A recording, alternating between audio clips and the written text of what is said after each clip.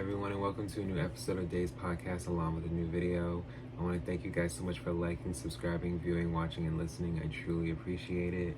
And we will definitely have exclusive content that will be on Patreon, Spotify, um, and, Apple Podcasts too. But yes, I just want to thank you guys so much for being there. I truly appreciate it. So, today we are going to talk about Fearless by Taylor Swift. So let's get into it. Fearless is the second studio album by Taylor Swift under the Big Machine Records imprint. Big Machine is an American record label distributed by Universal Music Group. It's based on Music Row in Nashville, Tennessee. The label was founded by a former DreamWorks executive. But it was released in the United States and Canada on November 11, 2008, and elsewhere on March 9th, 2009. So Fearless had came out, literally, in the midst of where there was, I Am Sasha Fierce. There was definitely a Gaga out where she was talking about fame. Okay, and just there was a lot going on in 2008, and I think that with Taylor, she had definitely came out at the right time, because with her first album, like I said with R&B albums, with debuts, because it's real. Not everybody charts right at number one. And Taylor had built herself to, go against those odds. And why not? Because, there's all these people out here. I gotta eat. Okay? So, Swift wrote the majority of Fearless while touring in 2007 to 2008 and produced the album with Nathan Chapman. It featured co-writing credits from Liz Rose, Hillary Lindsey, Colby Calais. Oh, really? Oh, I love Colby. See, I gotta talk about her. In her first album, it was kind of slept on. See, y'all. I will talk about her too. I will make note of talking about her. And John Rich. Fearless is a country pop album incorporating country instruments such as banjos, fiddles, mandolins, and acoustic guitars that intertwine with dynamic electric guitars and strings. Music critics found the album to have a crossover appeal brought by influences of pop, folk, and rock. Inspired by Swift's teenage feelings, the lyrics mostly explore love and heartbreak using fairy tale inspired imagery. To promote the album, Swift embarked on the Fearless Tour, which ran from April 2009 to July 2010. 5 songs were released as singles. 2 of them, Love Story and You Belong With Me, were commercially successful and set records on both country and pop radio. In the United States, Fearless spent 11 weeks atop the Billboard 200 and was certified diamond by the Recording Academy. The album received multi-platinum certifications in Australia, Canada, New Zealand, and the United Kingdom, and it has sold 12 million copies worldwide. So, I was in high school when this album had released. Freshman year, actually, right in the middle. And it was something, because this was literally in the midst of, Hannah Montana, that, with Miley being with Disney at its peak, and she made an appearance on the Hannah Montana movie, and I spoke on that, when I spoke on, I believe, just the sense of breakout. Because if you guys be sure to look at, my Miley videos, I have talked about all of her albums now. So be sure to check them all out. Besides the fact that they collaborated, Fearless was really her coming out more. And I feel like she definitely was paving her own way here. And why not? And there was other artists at the time that were, like I said, really coming out and really releasing, so she did what she needed to do. Music critics lauded the album's radio-friendly tunes and emotional engagement that appealed to not only teenagers but also a broad audience, although some deemed the production formulaic. I think that's how you say it. But here's my thing. Genuinely, I feel like she wanted to make sure that she did something and break more out, with herself as an artist. And there was a way that she was gravitating fans with MySpace and moving forward where it was, I guess gearing into Facebook and Twitter. But, it really was setting the tone for her. And for a lot of people, when you're going from one way of communicating with fans and, hey, my album's coming, as opposed to, all right, no, there's actual live sense of events that we can put together now, and people can engage in that and know that there's something to look forward to. That's now what we're doing, right? So it's just, this was the peak of that time. And I told y'all in a couple of videos, this is where the fandoms in the midst of the late 2000s and going into and most of the 2010s, but now it's just very clear that it's just not going away. But this is where stans started to really become stans, like stan Twitter, stan wherever you're at, you're just, I'm a stan of this person. This is around the time where it was just really starting to just explode. As far as online, because back in the day, you showed your fandom when you went to the store and bought it, and showed it, in pictures and everything. Nowadays, yes, you can flaunt it and show your receipt online of where you bought it and everything, but still, back in the day, back in my time, yes, we had the cassette, we had the CD, and a vinyl at that too. So she does it all, B does it all. A lot of people are doing it all more now, and wanting to do it independently in recent times too.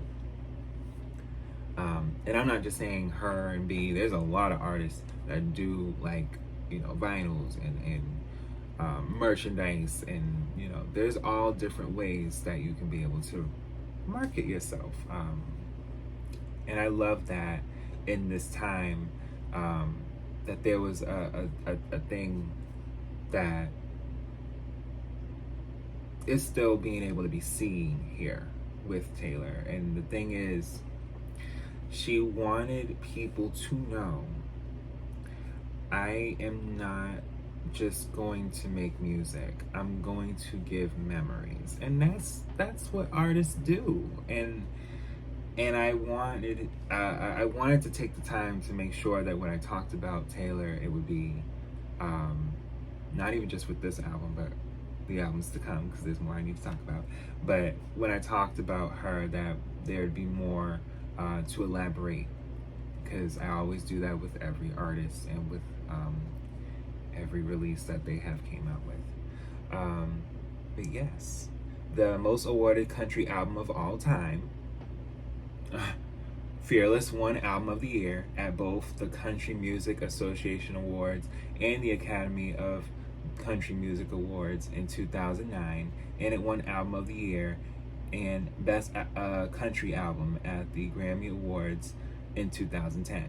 The album featured on Rolling Stone's 2002 list of the 100 greatest country albums of all time, following the 2019 dispute regarding the ownership of Swift's back catalog, she released a re-recording, Fearless, Taylor's version on April 9th, 2021. So I'm going to be saying that in a lot of the previous releases that Taylor has came out with, because she has re-released music. These tracks that I'm going to talk about, she did them over.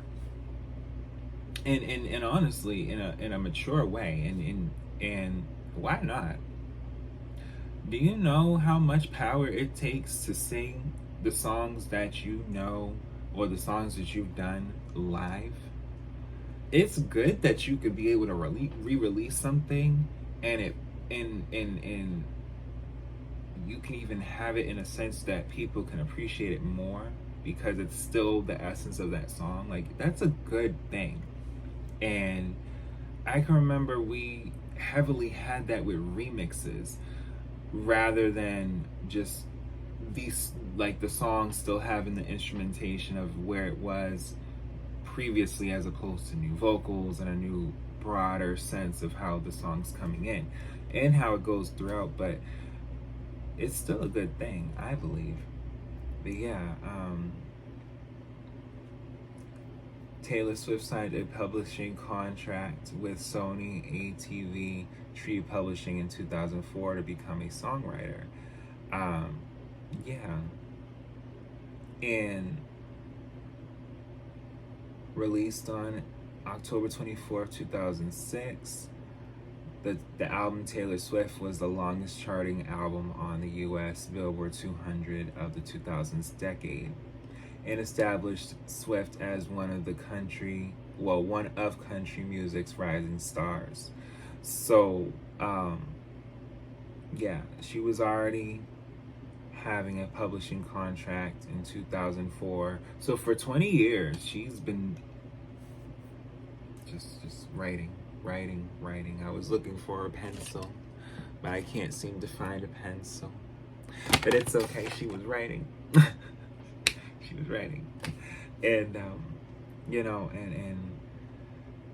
yeah, she came up with the direction for her second studio album after writing Fearless, a song about an imaginary best first date while touring with Brad Paisley in mid-2007. Swift's songwriting was influenced by Paisley and Sheryl Crow's approach to expressing emotions, continuing on the romantic themes of her first album. Swift chose to write songs about her personal feelings and observations of the world around her from the perspectives of a teenage girl instead of the luxurious lifestyle brought by her newfound fame, to ensure her fans could relate to her songs. I really try to write more about what I feel and guys and love, because that's what fascinates me more than anything else. Love and what it does to us and how we treat people and how they treat us. So pretty much every song on the album has a face that I associate with. And yeah, by July 2007, Swift had written as many as 75 songs. Okay, so she has evolved. And that's just from this time. Never mind the re-releases of the next albums that I have yet to talk about. So it's just, there's a lot of music out there. But yes, in the lyrics, they definitely, there's a lot that she talks about, and the story writing of it all. It captivated a lot of people, and I think in her own right, it was just for people to understand, like, there are other ways that I want to be as an artist, and this is definitely my start for right now, because she had different eras, child. She did a lot, and still is, as of now. Okay, but yes, it does definitely follow the country styling of her debut album. So they're like, it's hand in hand. But more or less, Fearless is holding the Taylor Swift debut in the sense of, come with me, we're going this way. There's another era we're going to approach. because they're gonna be on this journey. And she said that in her Eras tour too, not in the way I just said it, but pretty much. Yeah. But release, as far as she named the album Fearless, inspired by the title track. Being fearless doesn't mean you're completely unafraid, and it doesn't mean that you're bulletproof. It means that you have a lot of fears, and but you jump anyway. All the songs on the album reflected her fearless attitude to embrace the hardships and challenges in love and life. Yeah, there was a lot of marketing and different performances, and she had Change be a promotional single on iTunes. You know, interviews as well.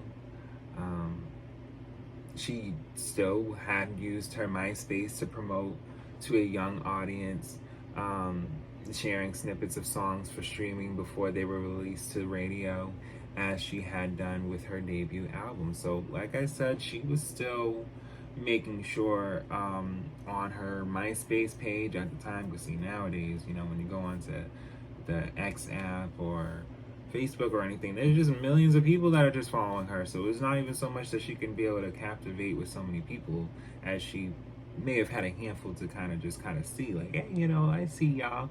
But now it's just a whole different spectrum, and that's for a few people now. But yeah, she did go on her tour. You know, she was touring for a lot. Wait a minute. Swift wrapped up the Fearless tour at the Gillette Stadium in Foxborough, Massachusetts, on June 5th, 2010. She was here in Massachusetts. I just turned 16. And yeah. And it's something, because I honestly, oh wow, the tour grossed over 63 million and played to over 1.1 million fans. Wow. And even when she was here last year, like, the traffic, so I did see Beyonce, as far as the traffic that I was going to talk about as far as with Taylor, before I believe Beyonce had came. There was a lot of people just everywhere. I believe she was here in the midst of when Janet was here. Yeah, there was a lot of people. A lot of people was touring last year, and still this year too. Okay. But yes, a commercial success in the United States, Fearless set many chart records and catapulted Swift to mainstream prominence. So yes, this was the album that really let people know Taylor is here, and she's here to stay. As far as, you know, I think I've talked about this with Alicia Keys, and I gotta say a few other artists, where it was just like, there's people that have fears that their second album may not do as well. And ultimately, in most cases, no. The second album is really what can really bring you up even further, because the third album may be the one being like, all right, you know what, no, this is the one. Or the fourth. So it all depends. It really all depends. But yes, on the Billboard 200, it debuted at number 1 with its first week sales of 592,000 copies. And spent 11 non-consecutive weeks at number 1, the longest run of the 2000s decade. Okay, it holds the records for the most weeks at number 1 for a female country album, and the album with the most top 40 entries on the Billboard Hot 100, 13 including tracks from the Platinum Edition. 5 tracks peaked within the top 10: Fearless, Love Story, You Belong With Me, Change, and Jump Then Fall. Fearless was the first album since Bruce Springsteen's Born in the USA, 1984, to have 5 top 10 songs with none reaching number 1. Ooh, okay. On the top country albums chart, Fearless spent 35 weeks at number one. It became the female album with the second longest weeks at number one on top country albums, behind Shania Twain's Come On Over, 1997, 50 weeks. Oh, Shania Twain. I'm gonna talk about her too. You're Still the One. Ooh, wait a minute. Yep, that's the album. I gotta talk about them because that album came out literally when the Spice Girls came back again. Yep, I gotta talk about that. Yeah, we gonna talk about Shania Twain too. But yes, wow,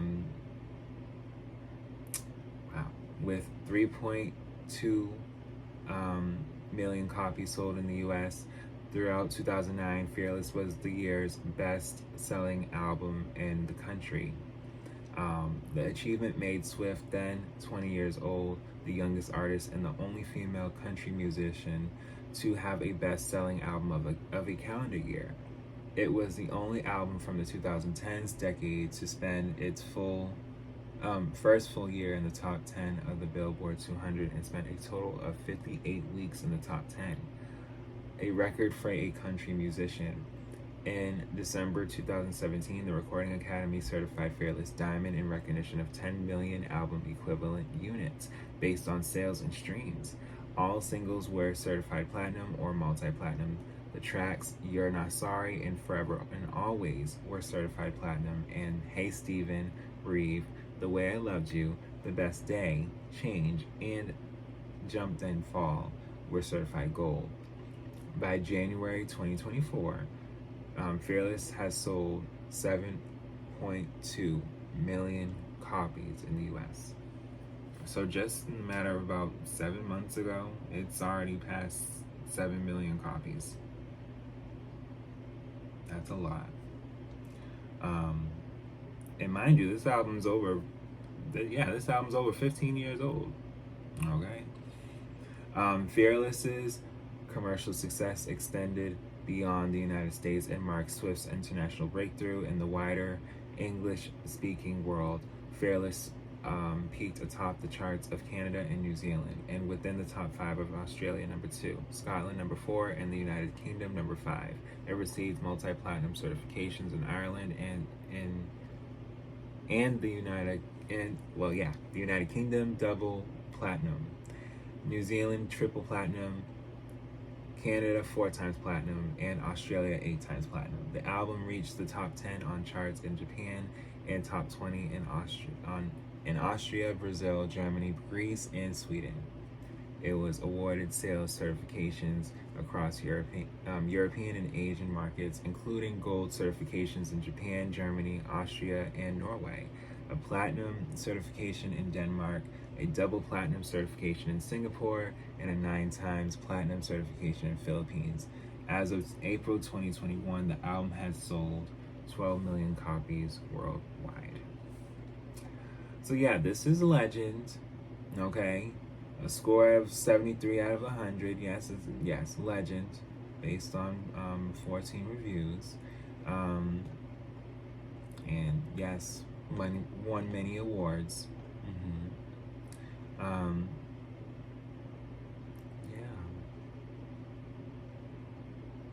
In the album of the so when Billie Eilish won Album of the Year at 18, she was the youngest at the time to win the award until Billie Eilish had won it. It did have a lot of impact, and Swift began re-recording her first 6 studio albums, including Fearless, in November 2020. The decision came after a public dispute between her and the music executive Scooter Braun, who acquired the masters of Swift's first 6 studio albums, which Swift had been trying to buy for years, following her departure from Big Machine Records in November 2018. The re-recording of Fearless, subtitled Taylor's Version, was released on April 9th, 2021 through Republic Records. The Taylor's Version features all tracks from the Platinum Edition, the Valentine's Day soundtrack single Today was a Fairy Tale, and 6 unreleased from the vault tracks. Following the release of Fearless Taylor's version, the original album reappeared on the album's charts of several European countries and reached a new peak at number 2 in Austria and Germany, and number 3 in Switzerland. So,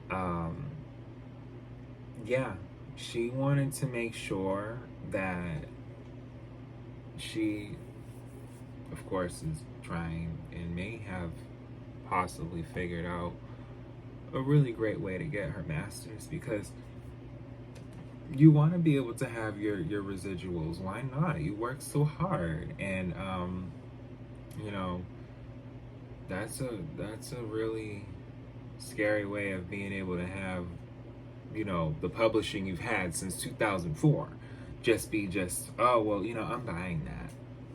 What? You know, it's just, I'm with you, Taylor, on that. That's horrible, which is why I'm like, no, her re-recording is great, because yeah, as big as the Eras tour has been recently, you want to have preserved vocals in the sense of it being recent, in the sense of where, you know, this was when I recorded at this time, and now you guys have it this way, but this more of this way is where I can give you guys it personally as much as I did then, you know, and why not? So the track list. So track 1 is Fearless, track 2 is 15, track 3 is Love Story, track 4 is Hey Stephen, track 5 is White Horse, track 6 is You Belong With Me, track 7 is Breathe, featuring Colby Calais. Yeah, I gotta talk about her. Track 8 is Tell Me Why, track 9 is You're Not Sorry, track 10 is The Way I Loved You, track 11 Forever and Always, track 12 The Best Day, track 13 is Change. International edition bonus tracks, of course, there's Love Story and Our Song, international mixes, Teardrops on My Guitar, international mix, and then Should Have Said No, which was another international mix. So yeah, they had the Platinum Edition, and then they had the Platinum Edition bonus DVD. So the Platinum Edition, I believe, because that's yeah. So yeah, the Platinum Edition had Jump Then Fall, which was track 1. Track 2 is Untouchable, sorry. Track 3 is Forever and Always, piano version. Track 4 is Come In With The Rains. Okay, there's some more tracks here. Track 5 is Superstar. Track 6 is The Other Side of the Door. Track 7 is Fearless. Track 8 is 15. Track 9 is Love Story. Track 10 is Steven. Okay. Track 11 is White Horse. Track 12 is You Belong With Me. Track 13 is Breathe, featuring Colby Calais. Track 14 is Tell Me Why. Track 15, You're Not Sorry. Track 16, The Way I Loved You. Track 17, Forever and Always. Track 18, The Best Day. And track 19, which is Change. But yeah, this album really set the tone to let people know that Taylor is here to stay. And like I told you guys, when it came to the sense of re-recording, it is a big deal, because you want to be able to own what you write. Doesn't matter who's producing. When you're writing, you want that, okay, independently too. So I want to thank you guys so much for listening and watching, and yes, we will be back with more.